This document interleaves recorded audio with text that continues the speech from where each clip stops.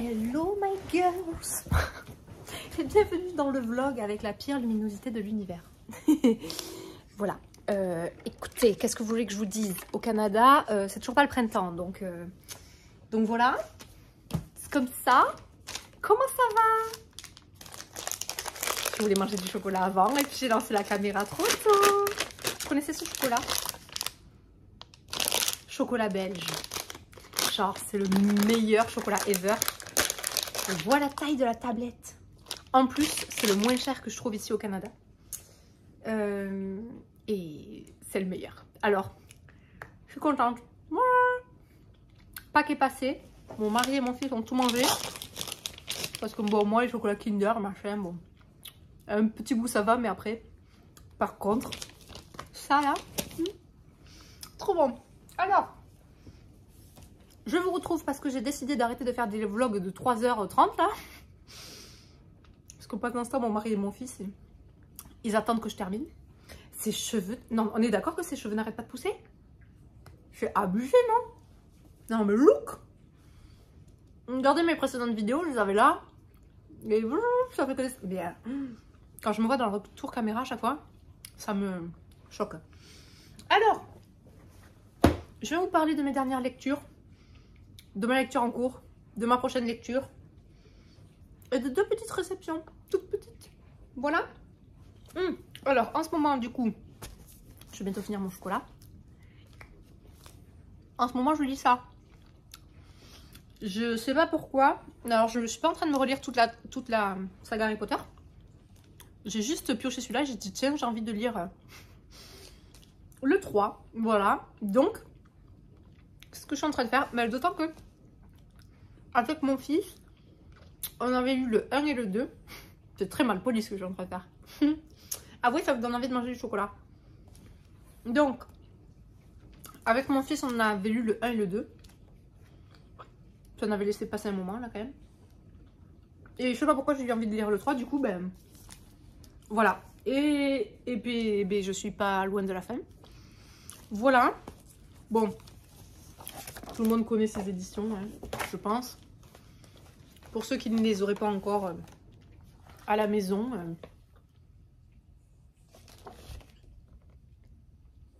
Il y a particulièrement dans ce tome-là, je trouve, beaucoup de dessins de détraqueurs et tout. Et beaucoup de dessins assez sombres dans ce tome. Alors, je sais pas pour les autres. Moi, j'ai jusqu'au dernier qui est sorti. Jusqu'au 5, je crois. Ouais. Et dans le 1 et le 2, il n'y avait pas autant de dessins sombres, entre guillemets. Mais dans celui-là, il y en a. Il y a même Mr. Sirius Black. Ce chien-là. Est-ce que c'est pas... Je sais pas s'il y en a qui aiment cette race-là. Je sais même pas comment s'appelle cette race de chien. Est-ce que c'est pas le chien le plus moche, le pauvre de tous les chiens qui existent? Égalité avec le chien chinois, je crois. Désolée si vous entendez mon lave-vaisselle. Égalité avec le chien chinois. Mais lui, il y en a un qui passe des fois là, dans mon quartier. Ils sont hauts comme des poneys. Ils font peur. Ils sont... Et alors pourtant, j'en ai vu que quelques fois et à chaque fois, ils étaient trop gentils. Mais... Non, faut avouer qu'ils sont vraiment pas beaux, quoi. Bon, voilà. Donc, c'est ma lecture en cours, voilà, tout simplement. Harry Potter et le prisonnier d'Azkaban. Et la prochaine, je pense que ça sera ça. L'histoire sans fin de Michael Ende. Bon, je sais pas comment ça se prononce. Et en fait, moi, j'ai connu ça quand j'étais petite avec le héros, là, Bastien Balthazar Bucks. Et l'histoire sans fin, parce que je l'ai connu en film. Moi, je l'avais en cassette. Vous vous rappelez, à l'époque, on enregistrait, quand ça passait à la télé, on enregistrait sur les... En tout cas, celles de mon âge, ça rappelleront. On enregistrait sur le magnétoscope, là. Et on arrêtait d'enregistrer à la fin du film. Et voilà, on s'enregistrait comme ça des cassettes avec les bandes, là. Et je pense que c'est comme ça que je l'avais vu quand j'étais petite. Et j'adorais ce film. Et donc, moi, je l'ai connu comme ça. Et une fois, donc... Mais je vous l'avais filmé dans un précédent vlog, je suis passée à... Imaginaire, donc il y a un grand magasin ici au Canada où il y a tous les trucs justement imaginaires, tous les univers fantastiques, etc. Et puis il y a de tout, il y a des livres, mais il y a aussi des figurines, de tout. Et je l'avais trouvé là-bas dans une version hardcover comme ça. Voilà, je vous l'avais montré à ce moment-là. Et du coup, je me suis dit go. En plus, il y a le petit ruban là. J'aime trop quand il y a des petits rubans, ça évite de mettre des marque-pages. J'aime beaucoup. Et voilà, et donc du coup, comme en ce moment le soir, je relis des histoires avec mon fils, on a des périodes. Il y a des moments où il lit plutôt tout seul le soir. Il y a des moments où en fait c'est moi qui vais lui lire des histoires. En ce moment, on est de nouveau dans une période où je lui lis des histoires. Donc comme j'avais commencé ça, j'ai dit ben, si tu veux, je te lis les chapitres où j'en suis. Et puis comme ça t'endort, parce qu'il connaît évidemment... j'allais dire toute l'histoire d'Harry Potter, non. Parce que comme il a que 8 ans quand même, il a regardé les films jusqu'au... je sais plus, jusqu'au 4-5 je pense. Et après comme ça devient de plus en plus sombre, je ne lui ai pas montré les autres. Et même dans les 4-5, enfin dans les 1 à 4 ou 5, je sais plus où on s'est arrêté avec lui. Je crois 5 quand même. Hein. J'ai un doute. Bon, mais à chaque fois qu'il y a des scènes un peu sombres, je les coupe pour pas que ça lui fasse peur. Typiquement à la fin du 1, voilà, la première rencontre avec Voldemort, je ne lui ai pas montré. Ou dans la coupe de feu quand il y a le Cédric Diggory qui meurt dans le labyrinthe, enfin après le labyrinthe, quand il touche là le porte au loin et qu'il se retrouve face à Voldemort, je ne l'ai pas montré non plus. Voilà, ce genre de scène là, je suis pas très à l'aise parce qu'après pendant des mois il fait des cauchemars et voilà, là surtout qu'on est dans une période où il n'en fait plus, donc j'ai pas envie de, voilà, que ça le perturbe un peu, mais voilà, donc du coup il connaît Harry Potter. Par contre les livres du coup je les lis avec lui, et donc je lui ai lu le 1. Je lui ai lu le 2. Et là, du coup, bah, je lui lis un peu le 3, mais par là où j'en étais. Et donc, comme on est dans cette période en ce moment, je me suis dit, tiens, est-ce qu'on n'enchaînerait pas après Le prisonnier d'Azkaban avec l'histoire sans fin. Je voulais le résumer pour celles qui ne le connaîtraient pas. Parce que, voilà, moi je trouve ça génial. Et par contre, cette édition-là, je crois que c'est une... Je crois que vous la trouverez plus. Malgré que moi, je l'ai achetée il n'y a pas longtemps. Parce que c'est une édition de 2014, je crois. Il y a marqué illustration et couverture, achète livre 2014. Donc je pense que c'est ça. Et pour une raison qui m'échappe, ouais, première publication, dépôt légal, première publication octobre 2014. Ah non, et là je vois édition 07, donc je suppose que ça a été réimprimé ou genre réédité, l'un ou l'autre, 7 fois. Mars 2021. Commence quand même à faire. Donc je sais pas si vous pourrez trouver cette édition là. Moi je pense que j'ai eu un peu de chance, elle devait traîner depuis un moment sur l'étagère et puis finalement je l'ai prise, mais à mon avis ça faisait un moment qu'elle était de là. Je sais pas. Voilà, en tout cas, donc c'est un jeunesse, hein, classique de la littérature jeunesse, traduit dans plus de 45 langues et adapté au cinéma. Et donc le résumé, c'est allongé dans le grenier poussiéreux de son école, Bastien s'évade entre les pages de sa dernière trouvaille, un vieux livre aux belles images volé dans une boutique. Il raconte une histoire pas comme les autres, une histoire sans fin, celle du pays fantastique où vivent des créatures étranges. Elfes nocturnes et escargots de course, loups-garous et dragons sont menacés par un mal mystérieux qui efface tout sur son passage. Bastien le comprend très vite, même Atreyu, le héros sans peur qu'il aime tant, n'a pas la force d'arrêter le néant, néant avec un N majuscule. Un seul être est capable de sauver le pays fantastique, un enfant des hommes venu d'un univers au-delà des frontières. Un enfant qui n'est peut-être pas si loin que ça. Voilà, et donc c'est Bastien Balthazar Bucks, le héros. Et voilà, donc c'est, je me rappelle à peu près de rien de quand j'étais petite du film, à part une scène... Viens, Indiane, viens, viens, monte. À part une scène, vite fait, dans son école, et son espèce de dragon avec une tête de chien. Je pense qu'il est représenté par lui. Il est très long là. Mais en gros, c'est à peu près tout ce que je me rappelle. Ah non, et aussi j'ai un vague souvenir d'une petite maison de je sais pas quelle créature, un gnome ou je sais plus, en bas d'un arbre qui se fait écraser.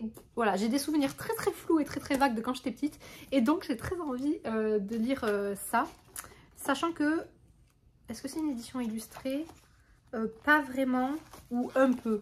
Voilà, il y a des choses comme ça. Et il y a des pages écrites en bleu. Je sais pas à quoi ça correspond, les pages écrites en bleu. Voilà, en fait, c'est à chaque début de chapitre. Et voilà, il y a certains paragraphes qui sont en bleu. Je crois que c'est à chaque fois que ça parle de Bastien, du héros. Mais je suis pas sûre.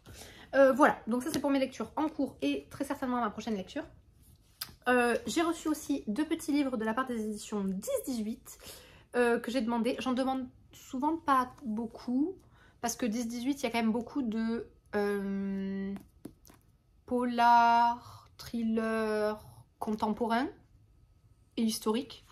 Et c'est pas des genres que je lis énormément. Il y en a certains qui me donnent envie ponctuellement, auquel cas je tente le coup. Mais là, dans ces parutions-là, où des fois il y a des styles un peu cosy mystery à l'ère victorienne, vous voyez, ou des trucs comme ça. Ou en tout cas polar à l'ère victorienne, ça j'aime bien. Mais voilà, donc du coup là j'ai demandé que 2 petits livres, qui sont 2 dans des thèmes fantastiques. Mais d'après ce que je comprends, c'est quand même fantastique, un peu flippant. Donc je sais pas. En premier, j'ai reçu donc du coup La chute de la maison Usher et autres histoires envoûtantes d'Edgar Allan Poe, qui est donc un auteur très célèbre que je n'ai jamais lu. Donc c'était vraiment l'occasion. Et donc là, ce sont des nouvelles, puisque donc c'est La chute là, et autres histoires envoûtantes. Donc ce sont des nouvelles. Et ça nous dit: invité par Roderick Usher à séjourner dans la mystérieuse demeure où il vit reclus avec sa sœur jumelle Madeleine, un homme découvre son ami d'enfance souffrant d'une énigmatique maladie qui déforme son visage et hante ses pensées. Lorsque Madeleine meurt, l'état d'Usher s'aggrave et c'est la maison elle-même qui semble l'emporter vers la folie jusque dans sa chute. J'aime bien, moi, dès qu'il y a des maisons comme ça. J'avais lu à Noël Petit meurtre à Endgame, chez Charleston, que j'avais bien aimé. C'était vraiment cool. C'est pareil, c'est un huis clos dans un manoir. Ils peuvent pas en sortir parce qu'il y a des chutes de neige. Les communications sont coupées à cause de la tempête de neige. J'aime bien généralement ce qui se passe dans des maisons comme ça. J'avais aussi beaucoup aimé Les 7 morts d'Evelyn Hardcastle, sauf la fin que j'ai pas trop compris. Par contre, je me suis vraiment régalée pendant tout le reste du roman. Et donc, il y a son nouveau roman à l'auteur qui est sorti, que j'ai reçu, La traversée du Sardam, qui s'appelle... Ça s'appelle, ouais. C'est chez 10-18 aussi. Parce qu'il est sorti en poche, voilà, chez 10-18. Et donc je l'ai reçu et donc j'ai hâte de le lire aussi. Mais voilà, donc j'ai l'impression qu'on est un peu dans ce truc-là, sauf que là, il y a tout ce qui est psychologie, un petit peu. Et ça nous dit: les 17 nouvelles du maître du fantastique regroupées dans ce recueil sont imprégnées de la thématique fétiche de Poe. Je crois qu'on dit Poe, hein. Poe. Dites-moi là en commentaire si vous savez, mais P-O-E en tout cas. L'exploration des limites de la psyché. Sur un fil ténu entre vérité et étrangeté, les certitudes du lecteur se fissurent en même temps que la réalité se déforme dans l'esprit tourmenté des personnages. Convoquant névrose, expérience d'hypnose, retournement inattendu et vision infernale, Edgar Allan Poe, ma chienne fait vraiment tout le bruit qu'elle peut, dissèque la folie pour retrouver l'origine du mal qui ronge les hommes. Voilà. Elle mange. Non mais est-ce que vous entendez les tchic tchic tchic tchic? Elle marche, elle mange. Et en plus elle vient manger là. Donc elle vient... Elle les prend dans sa bouche à la cuisine et elle vient jusque là pour les manger. Ça va? Tu as fini? Tu dis bonjour? Non, elle se secoue. Viens, monte. Viens montrer ta frimousse. Dis bonjour. Viens. Viens. Allez, Jeannette, viens dire bonjour. Allez. Viens là. Viens dire bonjour. Que elles te connaissent, les girls à force. Bonjour. Oui, j'ai toujours mon pull parce qu'il fait toujours pas beau au Canada, mais ça va venir. Oui, j'ai mangé du chocolat. Ça sent bon. Ça sent bon. Ça sent bon.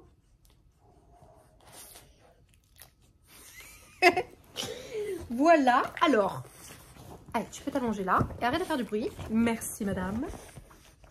Et le deuxième, donc, c'est Malpertuis, je ne sais toujours pas, de Jean Rey, ou Ray, ou... Bon, ça. Préface de Jean-Philippe Jaworski. Et donc là, on a le chef-d'œuvre méconnu d'un maître du fantastique. Donc voilà, j'ai demandé les deux parce que fantastique, je suis là. Convoqué par l'abject oncle Casave à l'article de la mort, décidément ils sont tous à l'article de la mort, ou bien ils passent même l'arme à gauche, ses neveux et nièces se rendent à son chevet pour espérer disposer un jour de la fortune familiale. Très intéressés les enfants, ils sont alors contraints de poser leur valise dans l'étrange demeure du vieillard. Le testament stipule que le dernier survivant héritera de tout. Entre les murs sinistres et inhospitaliers de sa maison nommée Malpertuis, je sais pas, les habitants vont vivre des jours et des nuits d'épouvante approchant toujours de plus près le paroxysme de l'horreur. Donc là, on est pareil, hein, thématique de la maison, où il se passe des trucs, on ne sait pas trop, on veut comprendre. J'espère que ça dévie pas trop vers l'horreur et tout ce qui est paranormal, par contre. Parce que ça, j'aime pas du tout. Donc, je sais pas si c'est... jour et nuit d'épouvante. Ouais, voilà. J'espère juste que c'est pas des trucs genre paranormal, esprit et tutti quanti, parce que c'est vraiment pas mon truc. Moi, ça me fait... j'aime pas. Donc, bref, vendu à plus d'1 million d'exemplaires, Malpertuis, je sais toujours pas si je le prononce bien, désolée si c'est pas ça, est un texte majeur du genre fantastique, tout autant qu'une intarissable source d'inspiration pour les générations d'auteurs et de lecteurs. Donc, voilà. Donc, on est sur des petits livres, hein, les deux, et des classiques du fantastique slash horreur slash psychologique. Donc voilà, disons que je pense que avec moi, il ne faut pas que ce soit trop poussé à l'extrême, l'horreur et tout ça, et l'épouvante, parce que c'est pas trop mon truc. Voilà, fantastique un peu sombre, oui. Horreur et paranormal, no way. Donc, on verra, hein, on verra ce que ça donne. Voilà pour mes petites réceptions. Et ensuite, je vous montre mes dernières lectures tout BD. Alors, il faut savoir que je ne lisais pas de BD avant de recevoir des services presse ou de faire des concours avec Muse, etc. J'en ai reçu dans ce cadre-là. Je crois que c'était service presse, non, concours, je ne sais plus, l'un ou l'autre, qui fait que j'ai commencé à en recevoir. Et alors, depuis... je me suis découvert un amour pour ce format. Je trouve ça génial. Ça se lit en 1 heure, 1 heure et demie. Voilà. Parce que moi qui travaille beaucoup et qui aime les gros pavés, ben moi un livre ça me tient 2 à 4 semaines. Vous voyez le truc, parce que je lis un petit peu, je picore un petit peu. Mais je lis même pas tous les jours. Quand je lis c'est plutôt un peu le soir ou des fois le week-end. Parce que maintenant j'essaye de plus travailler ou de quasiment plus travailler le week-end. J'essaye. Je suis en phase d'apprentissage, c'est pas encore tout à fait maîtrisé, mais voilà. Et donc en fait, pouvoir finir des livres en 1 heure, 1 heure et demie, ben, je trouve ça très cool. Pouvoir aller du début à la fin d'un livre, d'une histoire. Et en fait, j'ai découvert que c'était vraiment, pour celles qui ne lisent pas de BD, ce n'est pas du tout la même sensation de lecture et le même plaisir qu'un roman. C'est, je sais pas, c'est différent, le fait que ce soit moins de texte, plus des images, on s'immerge complètement et immédiatement dans l'histoire. Des fois, il y a des romans, on met un moment à rentrer dedans, etc. La BD, ça m'est jamais arrivé. C'est-à-dire que vous êtes dedans tout de suite, quoi. Grâce aux illustrations, grâce... Bon, et puis moi, j'aime beaucoup l'illustration. En plus, je suis assez sensible à ça. Donc, je sais pas. Vraiment, si vous n'êtes pas BD, ou si vous vous y êtes jamais intéressé ou quoi, écoutez, genre, essayez. Lisez-en, allez à la médiathèque, empruntez-en, ne les achetez pas si vous ne savez pas si vous allez aimer. Mais franchement, essayez. Moi, je trouve ça génial. Voilà, je pensais pas et je trouve ça génial. J'ai lu ça, je crois que je vous en ai jamais parlé. Je l'ai lu il y a plusieurs semaines, mais je crois que j'en ai pas du tout parlé. Je l'ai oublié d'en parler. Je l'avais reçu dans le cadre d'un concours. Et... c'est Dargo qui fait ça. Alors déjà, mention spéciale à Dargo, qui est une des maisons d'édition découvertes donc par tout ça, concours, service presse, machin, grâce à Muse, que j'adore. Ça, c'est leur collection, est-ce que c'est... ouais, Matin. En fait, ils ont un compte Instagram qui s'appelle Bonjour Matin. Matin... Bon, tapez Matin, là, sur Instagram avec le petit chapeau sur le A. Vous allez les trouver. Mais attends, je peux sûrement... Matin, quel journal? Ça, là. Ah, ça fait flou. Donc, le Instagram, c'est matin, _, donc tiré du bas, quel journal, tout accroché. QUELJU. Bref, je vous le mets dans la barre d'infos. Matin, _ quel journal. Et tous les jours où il y a des strips BD, c'est un peu sur des sujets... donc, c'est de la non-fiction. D'ailleurs, tout ce que je vais vous montrer, c'est de la BD non-fiction ou inspirée de la non-fiction. C'est la BD que je préfère. Alors que c'est vrai. Non seulement je pensais pas aimer la BD, mais la BD non-fiction, en plus, je me serais dit, bon, je trouve ça génial. Mais je suis fan. C'est... Voilà. Donc, ça, c'est leur collection, du coup, Matin Quel Journal. Ils ont tous cette taille en couverture rigide. Et c'est que des auteurs du compte Instagram. Compte Instagram qui a du genre... qui est très récent. Je crois qu'il a 3 ans à peine, ou un truc comme ça. Ils ont fêté leurs 3 ans, je crois. Et en fait, certains auteurs, du coup, qui dessinent... Je crois qu'ils dessinent d'abord pour l'Instagram. Et ensuite, finalement, ils en font des BD. Voilà, gros coup de cœur. Et d'ailleurs, j'ai ouvert les partenariats rémunérés / sponsoring, tout ça, aux éditeurs. Et Dargo vont être les tout premiers avec qui on va faire une OP, voilà, sponsorisée. Et je suis trop contente parce que c'est ce luxe, quand tu as construit une communauté, etc., de pouvoir collaborer, choisir avec qui tu collabores et collaborer avec des boîtes, des maisons d'édition que tu aimes. Je trouve ça, bref, je trouve ça génial. Donc voilà, parenthèse fermée. En tout cas, donc j'ai lu Le cœur des Obs qui parle de, est-ce que vous devinez? Contraception masculine. C'est sûrement, c'est écrit là. Quel suspense, Angeline. Contraception masculine. Et alors là, ça a été une découverte. Un truc qui s'appelle le slip toulousain, je crois. Déjà, j'aime trop, c'est tout rose là. Je crois que c'est le slip toulousain que ça s'appelle. Moi qui suis toulousaine, évidemment, ça a piqué mon attention. Est-ce que c'est ça? Ça va être comme ça? Parce que du coup, ça fait quelques semaines que je l'ai lu.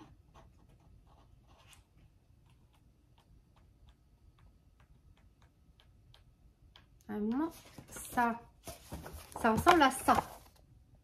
Ok. Et alors, est-ce que ça s'appelle bien comme ça? Ah non, c'est pire que slip toulousain. C'est un, je cite, remonte-couille toulousain. Je ne rigole pas du tout, c'est écrit ici. Voilà. Et donc, l'idée, mesdames qui ne le savaient pas, et messieurs, mais je pense qu'il y a beaucoup de mesdames ici, en gros, on passe la chose là, et on serre. Et en fait, comment vous expliquer? Il y a la poche, le truc, et dedans, dans la poche, il y a les billes, hein, vous voyez? Bon. Eh bien, la poche, elle passe et les billes, elles restent. Ouais, comment vous dire? En gros, elle remonte à l'intérieur du corps. Bref, et tout ça pour dire que, c'est pas pour faire un cours de biologie, mais en gros, toute la découverte de ce livre, c'est de comprendre qu'en fait, les spermatozoïdes sont en dehors du corps parce que à 37, au-delà de 37 degrés, eh ben, le corps, il ne survit pas. Voilà, il ne se développe pas, il ne se... Ok. Et donc, en fait, ce remonte-couille de Toulouse sert à faire rentrer les... à l'intérieur du corps, qu'elles ne soient plus à l'extérieur, et donc qu'elles ne soient plus tempérées, ces demoiselles, ou je sais pas comment... Voilà. Et en fait, du coup, au bout de 3 mois, le corps arrête de produire parce que la température du corps fait que ça marche plus, ok. Ils ne sont plus... Voilà, actifs, ou je sais plus s'ils deviennent inactifs ou si juste ça n'en produit plus. Je ne me rappelle plus. Tiens non, il faudrait que je révise mes cours. Le fait est que, au bout de 3 mois, eh bien, vous avez un moyen de contraception naturel masculin, simplement avec la température du corps. Alors voilà, ça a été une découverte. C'était super bien fait. Super bien expliqué. Et en fait, alors on a des choses comme ça. Alors des fois, c'est surprenant, mais écoutez, c'était vraiment cool. Moi, j'ai adoré. C'est Bobika qui a écrit et illustré ça. Et on nous dit que Bobika est un homme contracepté depuis 2016. Je crois qu'il est sur Instagram, d'ailleurs. Il raconte son cheminement avec humour et ne lésine pas sur les anecdotes farfelues, parfois touchantes et souvent édifiantes, sans oublier ses rencontres avec des sociologues, médecins et féministes pour nous rappeler qu'au-delà d'une démarche personnelle, la contraception masculine reste avant tout un sujet de société. Voilà, et en fait le résumé c'était: le jour où ma copine s'est pointée en face de moi et m'a dit j'arrête la pilule, j'ai pensé qu'elle voulait passer au stérilet. J'avais rien pipé, j'avais 26 ans et pour moi la contraception c'était une histoire de meuf. Jusqu'à ce qu'on me parle du remonte-couille toulousain. Voilà, c'était écrit derrière. Voilà, c'était vraiment cool et de manière générale j'aime trop cette collection là qui parle toujours de sujets qu'on n'a pas pensé, ou bien de société abordée sous un angle un peu sympa. C'est toujours bien fait, franchement ça se lit sans je sais pas, tu vois pas le temps passer. Bref, moi j'ai adoré, j'adore cette collection et j'en ai 4 de cette collection et je crois qu'en tout il en est sorti 5 et qu'il y en a 1 ou 2 nouveaux qui arrivent là au printemps. Et donc je pense que je vais aller me prendre toute la collection parce que j'aime trop. Voilà. Ensuite, donc ça c'était il y a quelques semaines. Hier j'ai lu 3 BD dans la même journée. Voilà. Hier on était dimanche, je me suis dit je sais pas, qu'est-ce qui m'a pris. J'ai lu Terre ferme, publié chez Marabule. C'est par Aurélie Castex et Élise Gruot. C'est le 2e livre que je lis sur la vie à la ferme. Et allez savoir pourquoi, j'aime trop. Le premier c'était Il est où le patron? Je vous en ai parlé dans, je crois, la 2e vidéo de cette chaîne. C'est les premières BD que j'avais reçues en service presse. Aussi de chez... Non, de chez qui? De chez... Je veux pas dire de bêtises, je sais plus. Mais ça s'appelait Il est où le patron? Donc c'était des chroniques paysannes. Ils disaient on suivait 3 paysannes dans leur ferme, etc. Donc c'était inspiré de faits réels, etc. Évidemment, non-fiction. Et là pareil, non-fiction, où on va suivre une sœur et son frère, là, qui reprennent l'exploitation des parents et qui ont une ferme à la base traditionnelle où ils produisent du lait selon les méthodes qu'on leur a toujours apprises, c'est-à-dire pas que du lait et des céréales, une partie pour nourrir les vaches et une partie qu'ils vendent. Et ils pratiquent une agriculture qu'on nomme maintenant traditionnelle, mais qui est en fait une agriculture avec des pesticides, des engrais, bref, de la chimie. Et en fait, au bout d'un moment, ils sont au bout du bout, ils sont endettés, les produits coûtent de plus en plus cher, les produits donc chimiques, les engrais, etc. Et en contrepartie, le prix du lait s'effondre, le cours du lait s'effondre. Vous en avez forcément entendu parler ces dernières années, avec ces agriculteurs qui ne sont pas rentables, qui vendent leur lait à perte, qui ont des gros investissements financiers sur les épaules, etc. À cause de toutes les machines, etc. qu'il faut acheter. Et en fait, c'est un livre qui parle de la transition vers le bio. Et j'ai trouvé ça d'une beauté. Ça vous donne envie d'ouvrir une ferme. Tellement c'est... En fait, à un moment, il y a 2 trucs. Il y a un moment, ils font les transitions vers le bio et... on doit donc ressemer de l'herbe sur ces terres qui ont été appauvries par les produits chimiques, etc. Et semer de l'herbe, en fait. Parce que le bio, on ne donne plus des céréales, du soja et compagnie aux vaches. On les dope plus, on arrête de les doper et on repasse vers une alimentation naturelle, l'herbe. Et en fait, il faut il y a à peu près une transition de 3 ans pendant laquelle l'herbe, il faut lui laisser le temps de repousser, les sols de se régénérer, de faire que les vers de terre, je crois qu'ils appellent ça des lombriques laboureurs ou un truc comme ça, donc les vers de terre qui aèrent la terre, etc. De par les galeries et tout ça, bref, que tout ça se remette en place. Et la première fois que ça commence à repousser, ils se retrouvent avec un champ rempli de coquelicots et ils s'énervent, on les voit s'énerver, enfin on voit le frère qui s'énerve et tout, parce que en agriculture traditionnelle, on leur a toujours appris que un champ, ça devait être carré, aucune mauvaise herbe, dès qu'il y avait une mauvaise herbe, un truc, c'était pesticides et le champ redevient carré, etc., etc.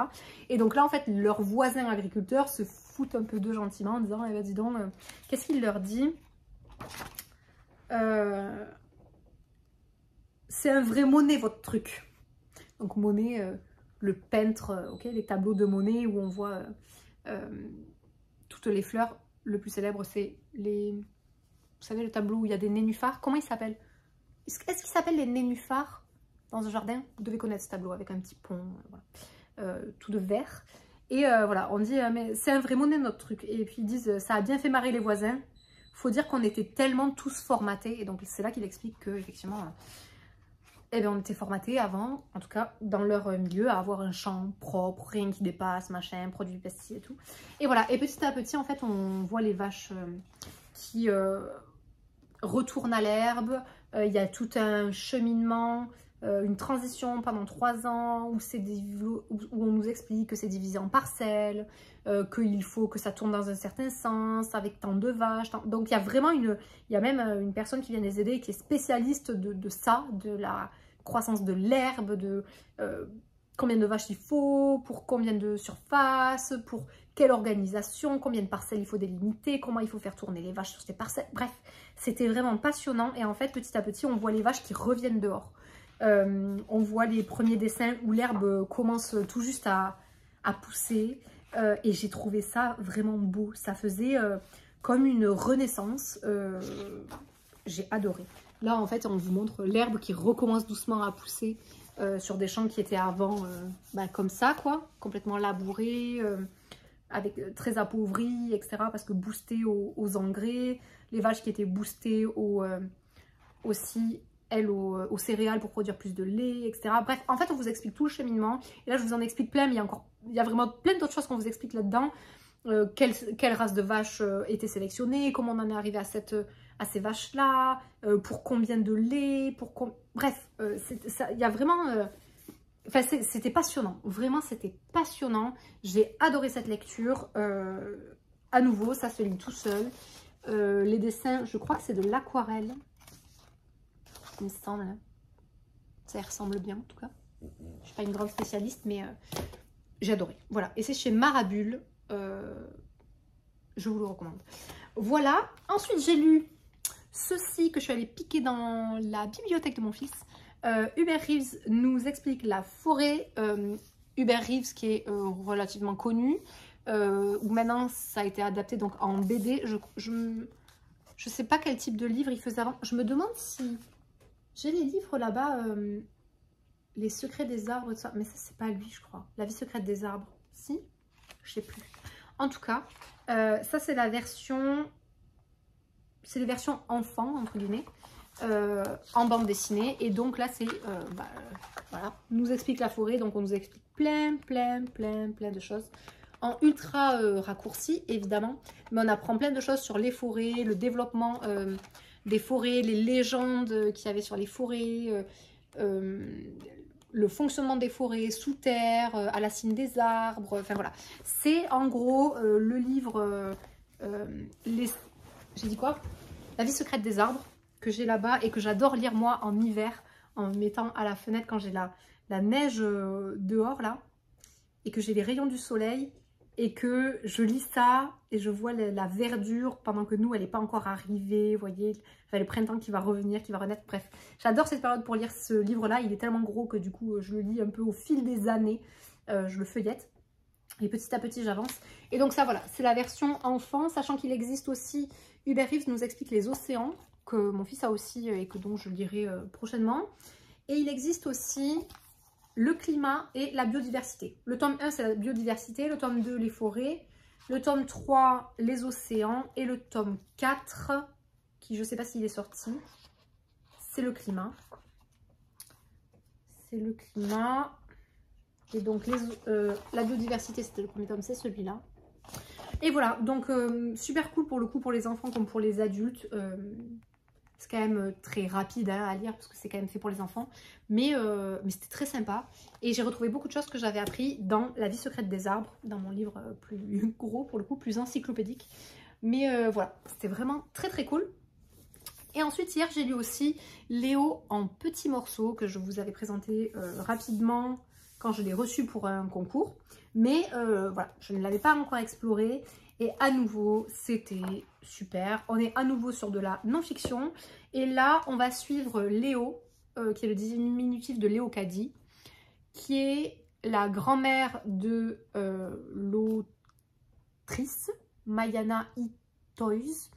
Et en fait, l'autrice nous raconte la vie de sa grand-mère, en tout cas des épisodes de la vie de sa grand-mère, qui a vécu à l'époque de l'occupation allemande pendant la Seconde Guerre mondiale. Et quelque chose que je n'avais pas vu quand j'ai reçu l'ouvrage, c'est qu'en fait à l'intérieur il y a des vraies photos. Est-ce que je peux vous montrer? En fait il y a des endroits comme ça où vous avez une photo qui est illustrée. Et puis là vous avez comme des feuilles type feuilles de calque. Et en fait ça vient recréer les photos déchirées. Qui sont les vraies photos de famille de l'autrice et voilà, de sa grand-mère. Et on nous raconte sa vie, elle est, et notamment le point de départ, c'est l'histoire commence en tout cas ici. Quand elle était du coup jeune fille, elle travaillait dans une, je crois qu'on peut dire une auberge. Est-ce qu'ils disent une auberge? Ouais, une auberge familiale. Donc avec sa sœur notamment, et cette auberge est c'est joliment dit, réquisitionnée par l'occupant. En gros, les Allemands débarquent, tu dois les nourrir, les loger et fermer ta bouche, voilà. Et donc, elle est dans cette auberge, et notamment transite dans cette auberge ce soldat allemand, ce jeune soldat allemand, dont elle va tomber amoureuse. Et donc c'est le point de départ un petit peu du récit de la vie de Léo jusqu'à ses derniers jours. Et c'était assez touchant. Et moi, ce que ça m'a... En fait, ce qui m'a le plus marqué, ça a été le fait de se rendre compte de ce que vivaient les Français, en l'occurrence là c'est sous le prisme vraiment très féminin, donc les femmes françaises à l'époque de l'occupation de la Seconde Guerre mondiale, et c'était très oppressant. Moi je me renseigne évidemment de plus en plus voilà, sur l'histoire, cette période de l'histoire notamment, mais souvent dans les reportages on vous montre les batailles. Clairement, voilà, les hommes qui sont amenés au front, les stratégies militaires, ce genre de choses horribles. Mais en fait, je me suis rendu compte qu'on vous montrait très peu la vie des femmes, notamment, pas que des femmes d'ailleurs, des hommes, et des femmes qui étaient là et qui étaient sous occupation allemande, et voilà. Et en fait, j'ai trouvé ça super... C'est quoi le mot? Oppressant. Parce qu'en fait, elle vivait... il y avait une espèce de forme de normalité. Où vous voyez, on pouvait croiser là dans les fêtes de village un petit peu des soldats allemands là qui discutaient, et puis les jeunes françaises et français qui dansaient à côté et qui essayaient un petit peu de continuer à vivre. Avec la menace à tout moment d'être arrêtés et fusillés. Voilà. Au bon vouloir un petit peu, hein, là, encore ça c'est par exemple dans la ville de Bordeaux, où c'est une journée où elles partent faire des courses, et puis en fait voilà, on voit les soldats, les drapeaux nazis, les SS, c'était, et en fait ça paraît fou. Elles vivent dans une espèce de réalité complètement je sais pas, tordue quoi. Là on les voit un soir où elles font du bruit parce qu'elle est fâchée, elles s'engueulent, et en fait on voit les Allemands qui sortent des chambres d'à côté, puisqu'elles tiennent une auberge familiale, et eux ils sont là et très bien, super, c'est devenu leur maison. Ils disent bon en fait en plus on se plaint pas parce qu'ici la table est bonne et tout, ha ha ha ha. Ouais, ok, super. Et en fait, voilà, elles se font menacer. C'est quoi ce bordel? Retournez dans vos chambres. Elles sont chez elles. Hein, enfin, vous voyez le truc? Donc, c'était très... elles ont assez peur de ces hommes-là. Elles doivent rester dans leur coin, les servir. elles ont le droit de faire leur vie et en même temps, elles sont quand même au service de ces soldats-là qui, à tout moment, en fait, peuvent faire un petit peu ce qu'ils veulent. Donc, bon. Et donc, j'ai découvert surtout cet aspect-là de l'histoire et l'interdiction, évidemment, enfin, les relations un peu interdites que certaines Françaises entretenaient avec des soldats allemands. Et comment ça s'est passé aussi, comment elles ont été très mal vues à la fin de l'occupation, quand les Allemands sont repartis chez eux, merci, bonsoir, et qu'elles se sont retrouvées finalement seules à nouveau au milieu d'autres Français. Ils leur ont fait un petit peu la misère parce qu'elles étaient traitées de collabos, etc. Enfin voilà, donc j'ai vraiment découvert un petit peu toute cette ambiance à la fois... pas glauque, mais ouais, oppressante, stressante à tout moment, il peut se passer quelque chose. Et en parallèle, ces femmes qui voulaient continuer à vivre leur vie, leur jeunesse, et qui, voilà. Donc c'était, j'ai beaucoup aimé me plonger dans un peu la réalité de cette ambiance et me dire, bon sang, on vit quand même dans une époque où, quand à chaque fois on dit, oh mais avant c'était mieux, non. Avant, c'était pas mieux. Aujourd'hui, ce n'est pas parfait.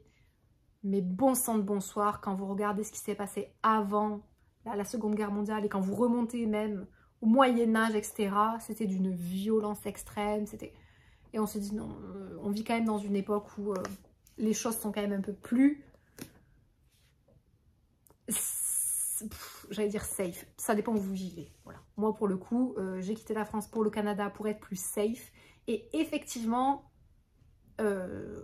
j'ai la chance aujourd'hui de vivre dans un pays en toute sécurité et voilà. Et on se rend compte que ça n'a pas toujours été le cas dans certains pays du monde. Voilà. Et tant que je parle de ça, mini parenthèse, je ne sais pas si je vous l'avais dit, mais on a obtenu la résidence permanente au Canada. Voilà. Après presque 5 ans, ça va faire 5 ans qu'on vit ici là en juin, mi-juin, donc ça voilà. Et donc, on a enfin obtenu la résidence permanente. Je ne sais plus si je l'avais dit, donc je vous le dis. Peut-être qu'un jour, je ferai d'ailleurs une petite vidéo pour vous dire comment je me suis expatriée au Canada, comment j'ai obtenu ensuite la résidence permanente, voilà. Sachant que quand on a décidé de partir, en fait, à partir du moment où on a enclenché les démarches, ça aurait pu durer 3 mois. Il y a eu une petite traînade jusqu'à ce qu'on reprenne le contrôle en disant dégagez, on va s'en occuper nous-mêmes. Et du coup 5 mois après, mais ça aurait pu être 3 de manière très facile, on était au Canada. Donc si ça en intéresse certains d'entre vous, n'hésitez pas à me le dire. Et donc du coup pour nous, prochaine étape et dernière étape, la citoyenneté. Voilà, donc j'ai très hâte. Il nous reste moins d'1 an et demi pour pouvoir demander la citoyenneté et devenir officiellement franco-canadien. Donc je suis très contente de ça. Très reconnaissante et j'ai développé, bref, je vous en reparlerai dans une vidéo, mais je sais plus si je l'ai fait. Mais bref, pour faire très court, pendant très longtemps, je ne voyais que ce qu'il y avait de bien en France et ce que je n'avais plus ici. Et mon rapport s'est complètement inversé un peu du jour au lendemain, une fois que j'ai passé les 4 ans et demi au Canada, donc c'est très récent. 4 ans et demi, on va dire, mon cerveau a complètement switché et maintenant je ne vois plus que ce que j'aime dans ce pays et ce que je déteste en France. Et donc voilà, il y a eu un long moment où je me suis dit oh là là, mais est-ce que vraiment on va rester ici, parce que c'est dur de se faire vraiment l'expatriation, on ne croit pas, mais c'est vraiment compliqué de s'adapter au plus profond de soi, hein, de se sentir chez soi. Et là ça y est, au bout de 4 ans et demi, je me sens chez moi, il me tarde d'avoir ma citoyenneté, d'être fièrement franco-canadienne. Et voilà, et bref, on en fera peut-être une vidéo où je vous dirai tout ce que j'aime dans ce pays et pourquoi maintenant je l'aime d'amour et qu'il n'est pas question que je retourne dans un autre pays du monde avant d'avoir eu ma citoyenneté et de pouvoir être assurée qu'à tout moment de ma vie je peux revenir ici et que ça devienne mon pays aussi au même titre que la France, ou quasiment au même titre que la France. Voilà, je n'ai pas la même histoire qu'avec la France où je suis née, mais voilà, Canada, pays de mon cœur. Et bref, on s'en reparlera si ça vous intéresse. Et le dernier livre que je veux vous présenter, que j'ai fini aussi il y a quelques semaines, c'est très peu de temps, et que j'ai à nouveau adoré, mais alors celui-là vraiment j'ai adoré, et c'est encore chez Dargaud. Voilà, est-ce qu'on est surpris? Ça aussi, hein, c'était Dargaud, et j'ai trouvé ça génial. Donc voilà, cette maison d'édition, définitivement, il y a quelque chose. Je vous avais déjà parlé, je vous l'avais déjà présenté un petit peu, je vous avais déjà dit que c'était une lecture en cours, mais je ne l'avais pas fini. Là, je l'ai fini. Et bien, écoutez, c'était trop cool. J'aime trop aussi, c'est un détail, mais vous voyez la couverture, il y a du vernis sélectif sur les animaux en arrière-plan, là. Donc, voilà, ce souci du détail, le fait que ce soit des couvertures rigides aussi, comme là, j'aime beaucoup. En fait, toutes celles que je vous ai présentées, non, celle-là, c'est des couvertures souples. J'aime aussi. Mais c'est vrai que couverture rigide comme ça a quand même son charme. J'ai trouvé ça génial. Si vous vous intéressez à tout ce qui est théorie, enfin pas théorie de l'évolution, enfin si, le darwinisme, etc. En fait, là, c'est vraiment expliqué depuis l'origine, sous forme de BD. On suit une des personnes qui veulent... je vous en ai déjà parlé un petit peu hein, dans une vidéo précédente, mais là, du coup, je vous en reparle définitivement parce que je l'ai fini.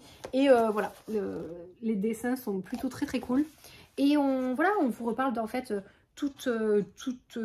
comment les espèces évoluent. Et en fait, on part du début où, avec l'époque où l'Église et l'État étaient copains comme cochons, voilà, étaient une seule et même entité. C'était l'époque du clergé, je pense qu'on appelait ça le clergé. Il y avait le clergé, la noblesse, le tiers-état, vous voyez le truc. Et donc l'Église, le clergé était institutionnel, quoi, était une institution d'État, on va dire. Je ne sais pas si c'est très correct comme je l'explique, mais vous m'avez compris. Et donc on part de là, de ceux qui disaient que la théorie de l'évolution, c'était pas une création pure de Dieu et que voilà, qu'il y avait une théorie justement d'espèces qui évoluaient. Ils étaient mis au bûcher et on leur coupait la langue et puis voilà. Parce que au départ on disait non, c'est Dieu qui a créé Adam et Ève, machin, et toutes les espèces et qui les a mis sur terre telles qu'elles sont et elles n'ont jamais évolué. Donc on est parti de ce constat là, enfin pas un constat, de cette croyance là, puis petit à petit les mentalités évoluent, on commence à comprendre, on commence à analyser les squelettes, etc. Donc en fait vous avez tout le parcours, voilà, la progression, et donc ça commence avant notre époque. On va vers notre époque, voilà, petit à petit. Et on va aussi plus loin que notre époque, où en fait, à la fin, on montre Est-ce qu'on appelle ça le transhumanisme? Je crois que c'est quelque chose comme ça. Et c'est tout ce qui est... ce qui n'est pas encore autorisé, en tout cas. Ce qui n'est pas autorisé. Je ne sais pas si ce sera un jour autorisé, mais ce qui n'est pas autorisé. Et donc, en fait, de se servir de la génétique maintenant et de tout ce qu'on connaît sur tout ça. Sur l'évolution, la génétique, blablabla, bla bla bla, pour faire une espèce d'humain augmenté. Vous voyez le truc?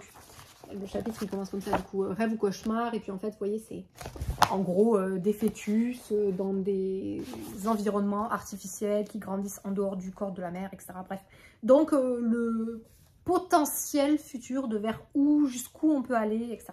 Donc ça, voilà, ça retrace vraiment toute l'histoire de... Darwin inclus, évidemment. Et c'était super. Moi, j'ai adoré. Je sais pas qu'est-ce que je peux vous dire d'autre. Si vous aimez bien tout ça, là, moi, j'étais allée voir, je vous l'avais dit, ici au Canada, une exposition sur ça, sur Sablé. Je sais plus comment elle s'appelait. En tout cas, c'était sur... il y avait des écrits de Darwin. C'était sur tout ce qui était l'évolution, les espèces, blablabla. Je l'ai vu 2 fois, tellement je l'ai trouvé génial. J'ai vu une première fois et j'y suis retournée, j'ai dit à mon mari, viens, je vais te la montrer, elle est super cette expo. Et donc, moi j'aime beaucoup ce genre de trucs. Allez savoir pourquoi, j'en sais rien. Et puis, voilà. Donc, c'était mes lectures en cours. Avec carton derrière. Et c'est tout. Oui, j'ai réussi à faire une vidéo de moins d'1 heure. Alléluia, Angeline, trop forte. Voilà, et donc je vais essayer de faire des vidéos comme ça plus régulières pour vous et plus courtes, comme ça pour moi je peux en faire plus, et voilà. Et je vous l'ai pas montré, mais vous l'avez peut-être aperçu, mais du coup je portais aujourd'hui pendant ma vidéo le sweat in libris libertas, qui veut dire en latin la liberté dans les livres. Voilà, sous-entendu, la connaissance vient de... La liberté vient de la connaissance et la connaissance vient des livres et des trucs. Et voilà, qu'est-ce que je peux vous dire d'autre? C'est tout. C'est tout. De mon côté, je vous en reparlerai peut-être, mais sur mon... Donc, Muse continue son chemin, évidemment comme d'habitude. Je vous fais pas le topo de tout le détail, mais on continue. Et ma seconde entreprise, Avorite, donc l'application qui vous permet de recevoir des notifications mobiles de la part de petites marques, continue aussi son chemin. On fait un premier pivot, voilà, pour celles qui sont habituées au jargon entrepreneur, c'est-à-dire qu'on pivote, c'est-à-dire qu'on change un peu notre approche, on ajuste des trucs, on essaye de trouver ce qu'on appelle le product market fit, c'est-à-dire le produit parfait avec le discours parfait qui résout, qui répond à parfaitement un besoin de la clientèle et, voilà, et des clients en général. Bref, donc on est dans, je vous en reparlerai plus tard, mais voilà, on est dans toute une espèce de processus qui continue son cours, etc. Et juste pour assouvir votre curiosité, je vous en reparlerai prochainement. Voilà, c'est tout. On va se laisser sur ça. Oh, vraiment, ces cheveux purés, mais à chaque fois, ce retour caméra, ça m'impressionne. Je vous dis à très vite, my girls. Et prenez soin de vous. Bye, my girls. Bye, bye.